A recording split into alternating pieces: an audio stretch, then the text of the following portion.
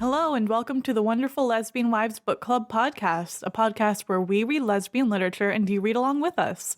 I'm Lauren, and this is my wife, Angela. Hello. Today we'll be analyzing Chapter 4 of Make the Yuletide Gay by Ivy L. James. But first, let's go into our cozy corner and talk about our day.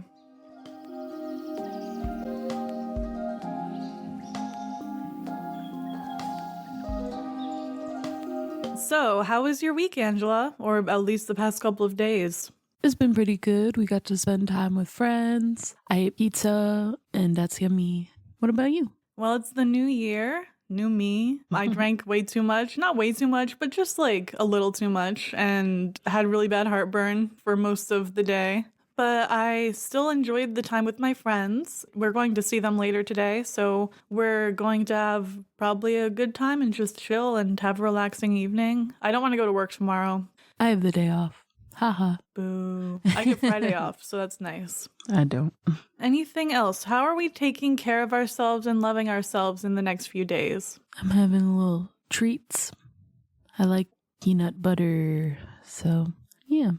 Having a little peanut butter cup or something. Okay. I am going to take myself to the gym in the next week. That's my goal. Yeah. Good luck. Or at least I'll drive to the gym and then sit there. Like that. I at least want to get my gym clothes on and then go somewhere with them on and then be like, maybe I'll work out now that I'm here. Yeah, hardest part's getting there. Yeah, I feel that. So, Chapter 4 is called Kiss, Kiss, Fall in Love. So before we begin, do you have any notes on anything specific? Kiss, kiss, fall in love. Yes, that's a reference to Ouran High School Host Club, which is one of my favorite anime. At least it was when I was a teenager. Yeah. That show really pushed the incest. I feel like it really did. Twincest. But other than that, that anime is so fun. Love it. Love all the characters. They're so wacky. We love a reverse harem. So the first rule about kissing, don't talk about kissing. That's where we're picking up is right after they had kissed under the mistletoe and they are kind of feeling their feelings about it. Yeah, they got feelings. Nicola doesn't want to talk about it, which is repression. Classic Nicola not wanting to feel things. Mm-hmm.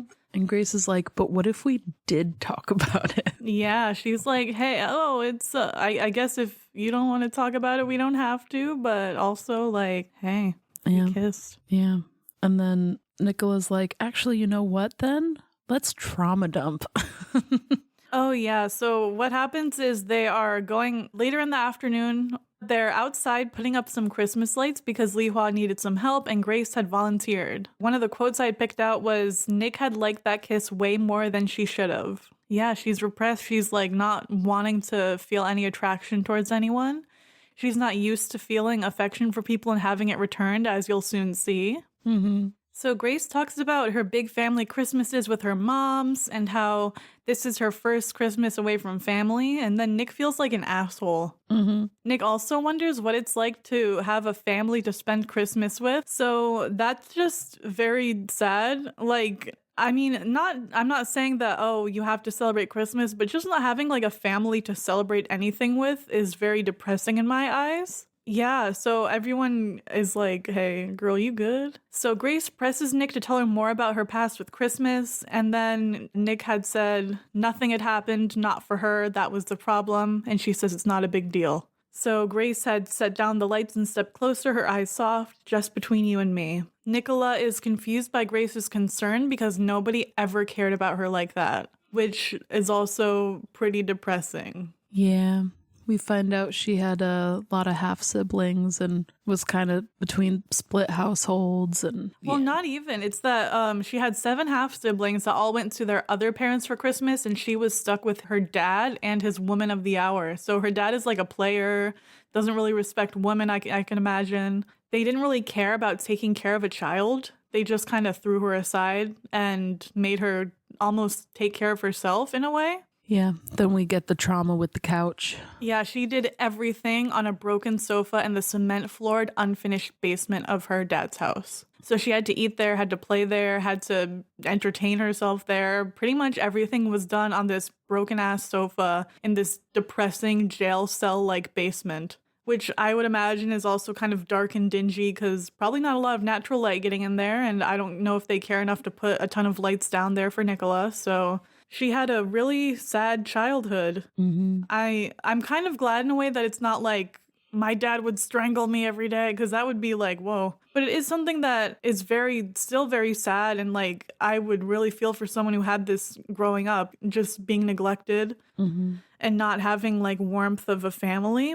Which is probably a big part of why she's so repressed, is just because she's never had anyone who cares. Yeah, but it is something that I feel like she could be able to work through, especially like with Grace. She could have the realization that people do care about her, or at least Grace does. And people want her to experience happy things and good things in life. And I think we'll get to see more of that in the upcoming chapters. Yeah, and then Grace asks if she can hug her because she feels so sad that she didn't have a good holiday experience or a good childhood experience. And then I like the consent. Like, you gotta ask, because there was one time in college where I was like on Tinder. It was before I met Angela. I was on Tinder and I was like, I want to find somebody who is cute and at my college. And I was like kind of trying to date a couple people, not like at the same time. I was just like texting. But there's this one girl and we went on like our second date and I went to hug her and she didn't want to hug me back. And I was like, oh my God, what have I done? And she just stood there like a brick while I hugged her. And I was like, shit, what the fuck do I do now? And we didn't have a third date. Yikes. So you gotta ask before you hug somebody that you're not super close to, even if you've kissed before. Yeah. I'm putting together that Nicola feels the warmth from the hugging. She kind of realizes how fucked up her past was. She nearly cries, but changes the subject. And then it kind of skips ahead to that night, where Grace refuses to let Nicola sleep on the couch again because she realizes how triggering that could be. And she's like, come and stay in the bed with me.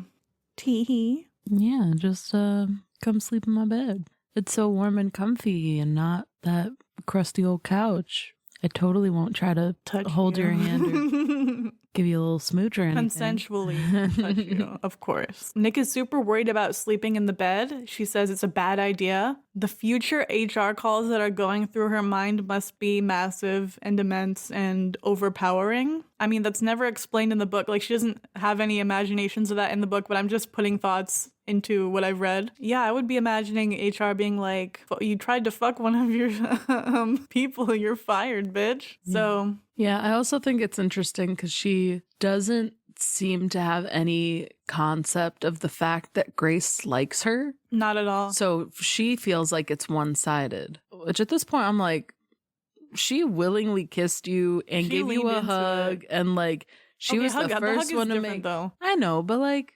she's been very open about like showing affection. Yeah, wanting and, to at least be friends. Like, yeah, and like show that she cares about her. And Nicola is so confused by it that she doesn't even realize like, oh, maybe this girl's flirting with me.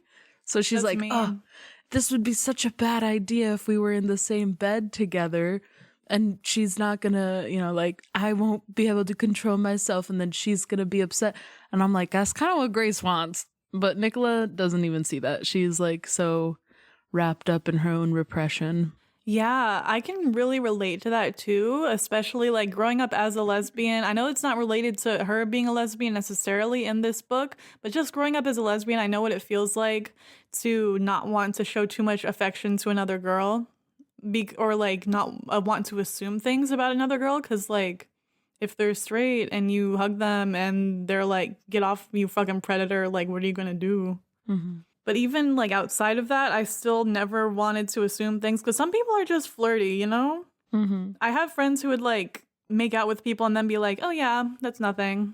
Yeah. She also thinks Grace is out of her league. So she's young and vibrant and unjaded for someone like Nick. Oh, I had that quote too. Yeah. So nothing was going to happen, but Nick was human enough to appreciate the appreciation. And I'm like, It was because, so what had happened was, so going back just a little bit, Nick had said that Grace took over the bed, sprawled out last night. Grace says that only happens when she isn't sleeping in a bed with someone else. And so when she is sleeping in a bed with someone else, she can like make her take up only like a certain amount of space. And then Nick gets really envious about that, about people she doesn't even know the names of, which I found like kind of cute. Yeah. And then she comes out in her sexy little nightgown. Yeah. And then Grace freezes up. She's like, lesbian, like just panicking. Yeah, and she kind of like checks her out a little bit, and Nicola's, that's kind of nice, but she's like, oh, no way. Nicola, it said he thrummed between Nicola's legs. Even though the admiration didn't mean anything. I'm like, girl, what? Girl, she's checking you out. Just she's lean literally into it. Just show a little ass. Gay panicking right now. And Nicola's like, nah, man, couldn't be me. I'm like, who else is in the room? Who else are you looking at? Come on. Like, I would do a flirty little like, ooh, like pose. I don't know. I wouldn't. I was also like super repressed, especially before I was married and before I met Angela. Yeah, we were so nervous. Both of us were so nervous to get to know each other, like to actually show affection. I mean, like there was that one time where we were at a movie theater and we were watching the Harley Quinn movie and no one else was in the entire theater. It was just us two in the whole fucking theater. And so I tried to kind of put my hand out for Angela to put her arm on, and like I tried to kind of like get close to her, and she just stared straight ahead the whole movie. Like, didn't even look at me. I was nervous, okay? Yeah, that's exactly how Nicola is. We could have had our own Wattpad moment, but I was like, no, it couldn't be me. Yeah. And I was thinking that too. I was like, what if I just like put my head on your shoulder? You did that one time, and it was like a 404 error going through I had like the blue screen of death going on in my head. That was also while we were watching Harley Quinn, but in Batman the Animated Series, Mad Love. I love that episode. It's a very like harrowing look into domestic abuse, but it goes into the backstory of Harley Quinn and the Joker. We hate the Joker. We don't stand men in this house, but we love Harley Quinn.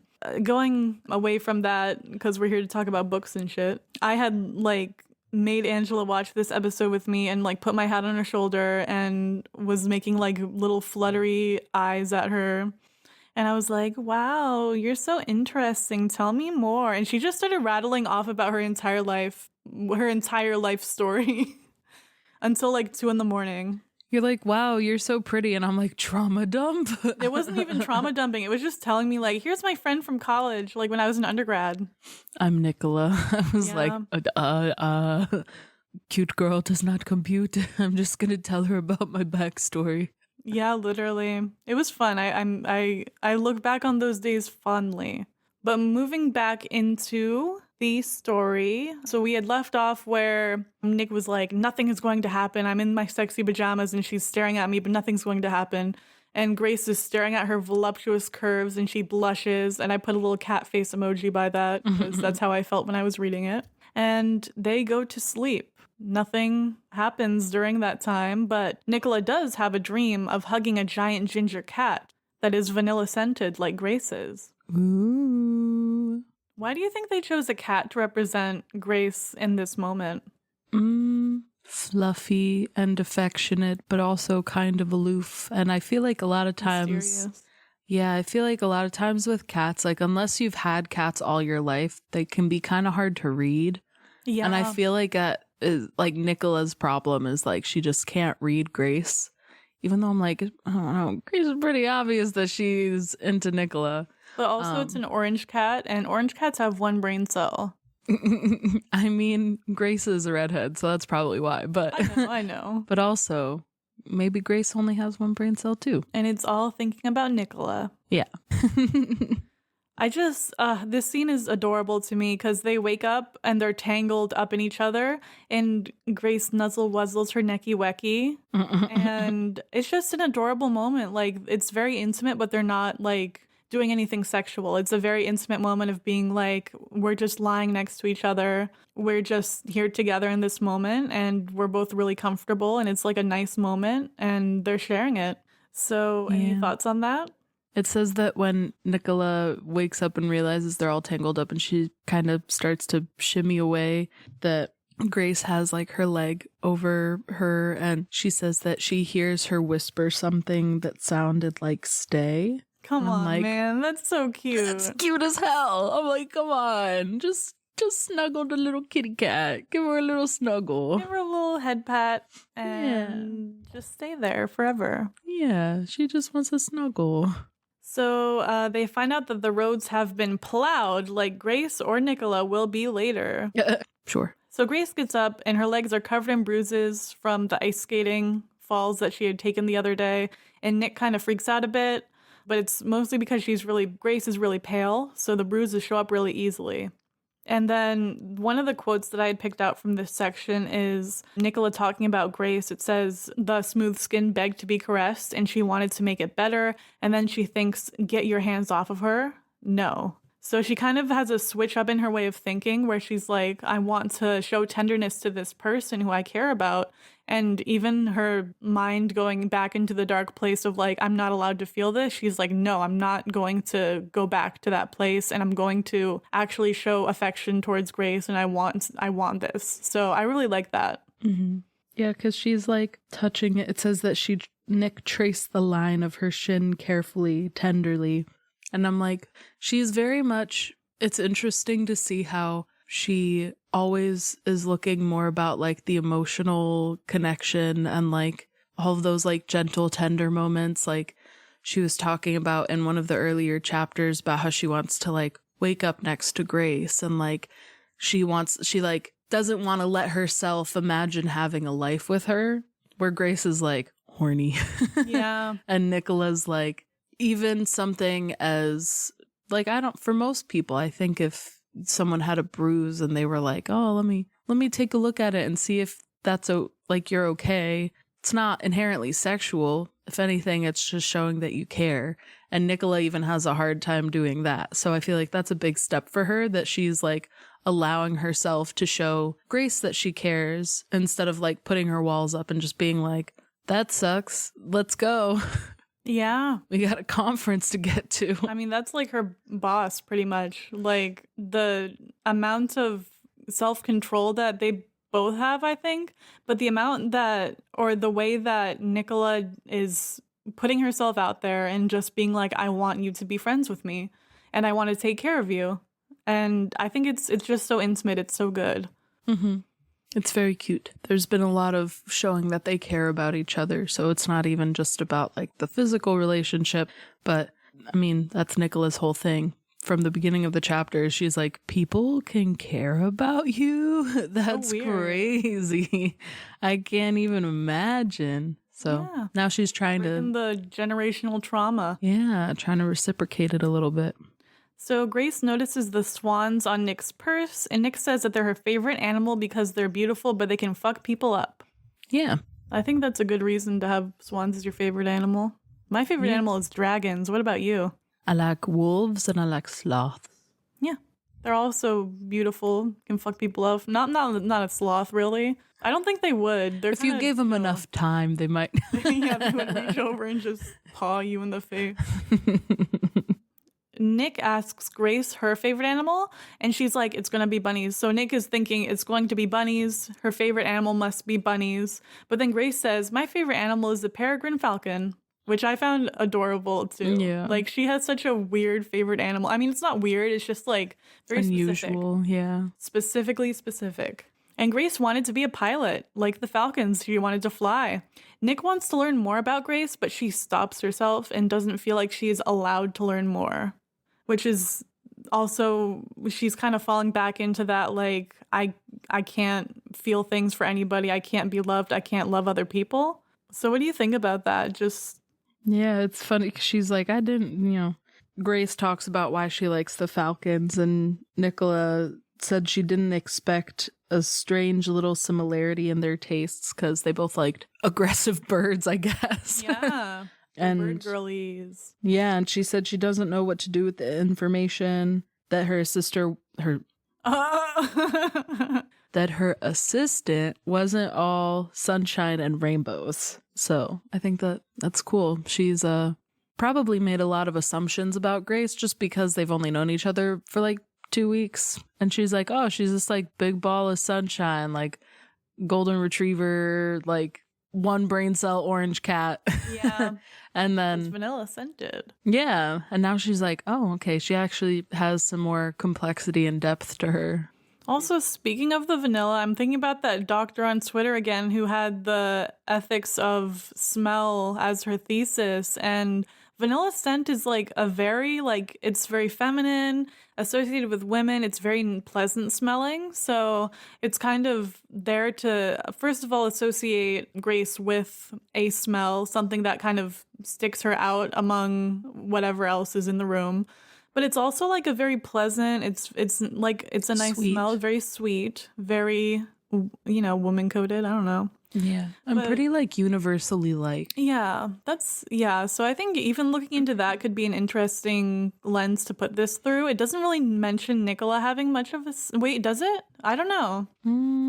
I don't remember her saying anything about the way she smells. Yeah. All she really talks about is how she really likes coffee, black, and that she's like very well maintained, like keeps her nails nice, wears nice clothes, always wears high-heeled shoes, and looks very like professional, put together. Yeah. So I assume she would smell good, but that's also an assumption, What are we assuming about people who smell nice being like better people? Ooh. But getting back to where we were, they leave the B&B and go to put their shit in the car. So Nicola slips, but Grace catches her and then caresses her. Ooh. Earl interrupts because he's a cock blocker, but anyways, they go and put their shit in the car. Something big is about to happen in this chapter. Do you want to go ahead and talk about it, or should I? You can. So the quote that I had picked out from this section is, Grace lowered her head and her voice. Will you kiss me again already? And then Nicola thinks, shit. And they begin sexy kissing. Mwah, mwah, mwah. It's just like you were saying, you like when they have that moment where their control just sort of snaps, and that's exactly what happens with Nicola. Is that I she's think, like, yeah, they specifically mentioned that too, which I was pleased about. One of the other quotes was, Nicola had fisted her hands in her assistant's silky red hair and lifted one knee, nudging her thighs apart, which is very sexy. That's the lesbian knee thing that everyone talks about on like Twitter. Like, there's a knee thing and it's just doing that. I think it's really hot. Yeah. It's also, I feel like she really likes her hair, because even the first time that they kissed, where I was like, oh, they're under the mistletoe, it'll be a peck. And then she like puts her hand in her hair and I'm like, okay, Nick, come on. Yeah. Like, come on.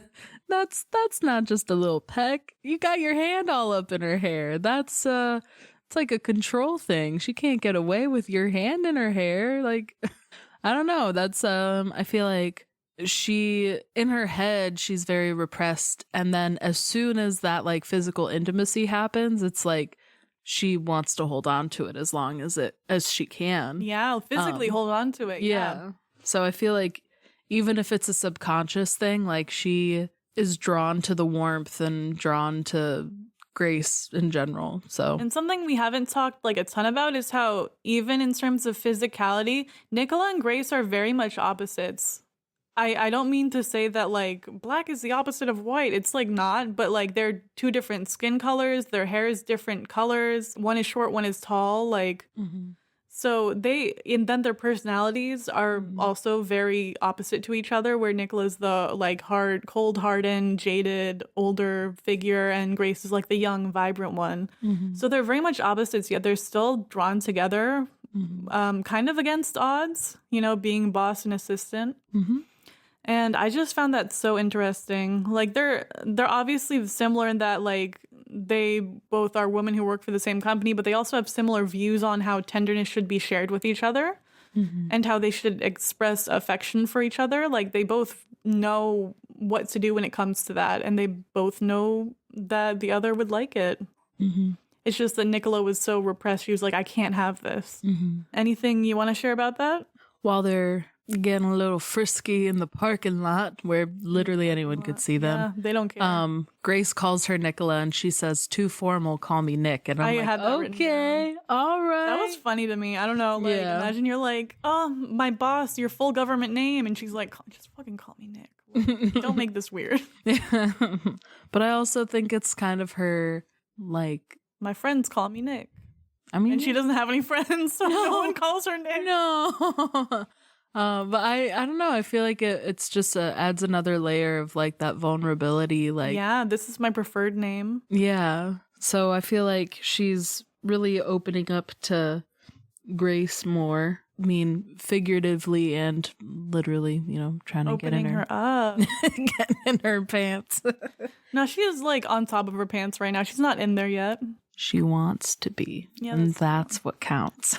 Yeah, so Grace starts grinding on Nick's knee and moaning. And I'm like, ooh, it's like pretty spicy up in here.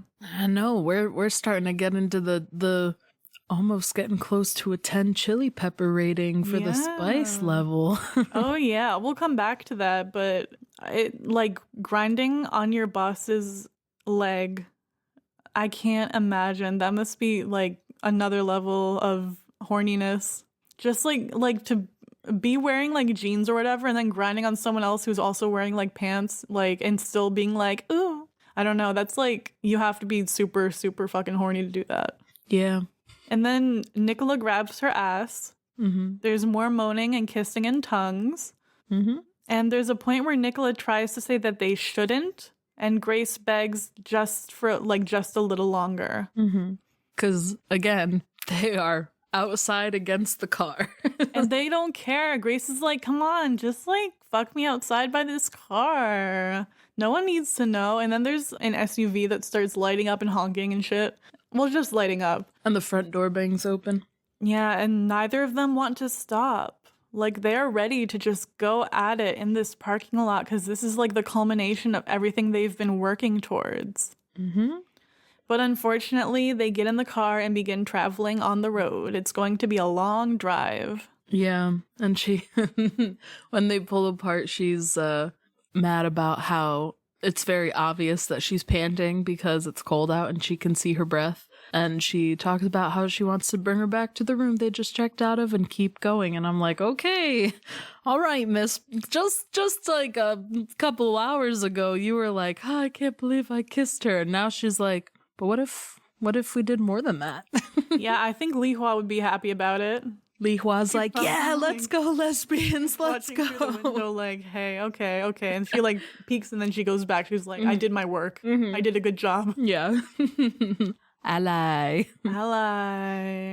So I would like to bring back the spice meter. We haven't discussed it in a couple previous chapters, but I think right now it's like a solid 7 or 8 out of 10. Yeah, we're getting there. Got grinding and moaning and name calling and she's like a centimeter away from slipping it in, An inch away from more than just friends. Yeah, exactly.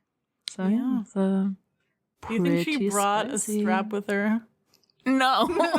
Either of them? Come on. No. Were they just hoping? Maybe one of them shaved because they were just hoping. I mean, wishful thinking, but no. So let's move on to a couple questions. So how are we liking this chapter? We're making progress, boys. We're doing it. We're getting there. They are on their way to being a very happy, sexually active couple. Good for them. Yeah. I'm loving it so far. I mean, this chapter was just so cute and it had some very intimate moments outside of the sexual part. It was very nice to get to know the characters, I think. Mm-hmm. Just to learn a little bit more about their lives and their inner workings. Because I hate it when you're reading something and it's just like a blank slate and there's nothing that you know about them. Mm-hmm. Unless you're trying to do that, with the Pokemon protagonists or whatever, mm-hmm. where you have to project yourself onto them. I don't really like that when I'm reading a book, though. Yeah. Because I want to actually get to, understand why these characters do the things they do. Mm-hmm. How did the book make you feel? Or this chapter, at least? How did it make you feel? I was giggling, and then... In my feet. When I was reading it, you were like, what are you doing? Why are you, stop giggling? And I was like... the whole time. Yeah. So it was so cute. I was smiling and trying to read it and I was like, this is adorable. Mm-hmm. How different do you think Nicola is when she was a child versus when she's an adult? I mean, it sounds like all the childlike wonder and innocence was Did she ever have that? I mean, she probably wanted to and then learned very quickly and very early on that she couldn't. And so I think that's part of why she's so repressed. And I feel like Grace is going to start bringing some of that out. I mean, even the conversation with the hot chocolate, she was like, yes, even I like hot chocolate. And then she started to get all conspiratorial, and she's like, oh, if you brought hot chocolate, you'd probably be my favorite assistant. And like, she was kind of joking around and smiling. And so even just something small like that, you know, most people would have just been like, okay, my boss is kind of stuck up and I'm not going to talk about it anymore. So Grace kind of brings all that fun stuff out of her. And as an adult, I think she's slowly learning to heal her inner child by accepting love into her life, which is a huge thing, especially for gay people who are oftentimes taught that they can't show love for another person because the person that they would love would be rejected by like society. Mm-hmm. So I feel like it's nice that they don't have to deal with homophobia in this book right now, but it's also nice to see that even though they have other issues that result in similar like tendencies in how they act. So it can kind of be seen as like a metaphor for it, but also is like, I don't want to think about homophobia sometimes when I'm reading a cute little book. It just is nice to know that even though like they're going through similar problems that I've gone through, you know? I mean, I was never locked in a basement for that amount of time. Never really locked in a basement at all, actually. Except for by my friends when I was like 7. That was not fun. I was so scared. Yeah, I think that as an adult, she's going to further her healing of her inner child. She's going to learn that love is something that should be shared and that she's going to be more comfortable with moving forward with her relationship with Grace. And what was your favorite part about this chapter? I mean, I think just in general, like Nick opening up to Grace and like starting to see her like come into herself more and just relax a little bit. I'm excited to see kind of where that leads them and getting to know more of the backstory. I mean, obviously the sexy stuff is also fun, but like, I don't know. I'm just like, I'm excited to like learn more about the characters and stuff and just see how their relationship goes from here. I really like the part where they share their favorite animals. That was just so cute to me. She's like, it's going to be bunnies. No, it's a falcon. My favorite animal's a falcon. Yeah. Yeah, that was so funny and adorable. Yeah. I mean, when I first met you, I probably, after seeing like how many sloth things you own, I probably could have guessed that you like sloths. But you do seem like a wolf girl. I'm going to be real. I mean, I still am. It's not a phase, Mom. Yeah. Wolf girl for life. What do you think my favorite animal would have been like when you first saw me? Something cute and fluffy. Yeah, like a bunny. I mean, I'm gonna say like a puppy. New puppies. But when they get old, I'm like, fuck those dogs. No. Just cute and fluffy. I mean, you like small dogs anyways. So. I do. But my favorite animal is a dragon. My favorite real animal, that would be really hard. I mean, I do like bunnies a lot. I like my Melody from Sanrio so much. But they're not my favorite, I don't think, because I like cartoon bunnies, but real bunnies are kind of stupid sometimes. I think like the octopus, they're the smart ones, right? As opposed to squids. The octopus, I think like on an intellectual level, they have to be my favorite because they are so intelligent and I value intelligence. So maybe that would be one of my favorite animals. A rat. Oh, rats. Let's go rats. I love rats. They're also very intelligent too, so I like them a lot. And they're cute. It's like two of my favorite things. Pocket puppies. Yeah. But they can play basketball. They can. They're so smart. And then I mean, yeah, dragons are pretty badass. So not small and fluffy. I guess you could have a small fluffy dragon, but not the ones that my favorite dragons are probably not going to be the small fluffy ones. They got to be like a real fucking dragon. Blowing fire, terrorizing countries and sitting on piles of gold. Yeah. I hoard things that I enjoy, so if there were 20 Angelas, I would have all of them locked in my room. Not locked in my room, but just in my life. Okay, kinky. Ooh. Do you think that the romance is believable to you? And tell me why or why not? Yeah, I see a lot of similarities to like our own relationship. Yeah. So I definitely see the that struggle of like, is this girl gay? Does she like me? I don't know. And then, yeah, a lot of gay panic. Yeah. Oh, it's so real. A lot of it seems pretty realistic. I think the only thing that's not realistic is that, like, they maybe at one point were like, oh, we work together. That's not the best. But Nicola as the boss has never occurred to her. Yeah, that's the thing. She does not care about that HR call that she's going to get. She's like, oh, I'm older, blah, blah, blah. I'm like, girl, you're her boss. Yeah. Like, that is going against all the ethics training you could ever take. So I think that's the only thing that's unrealistic is that neither one really seems that bothered by it. I think Grace is like, oh, it'll be unrealistic because we work together and, like, you know, office romances aren't great. But after that point, she's like, I don't care. I like Nicola. I don't care. If they just had one line where it was like, you know, she's also, like, under my authority in terms of the structure of our workplace, I would have been like, yeah, that seems legit. But no, she does not care at all. Yeah.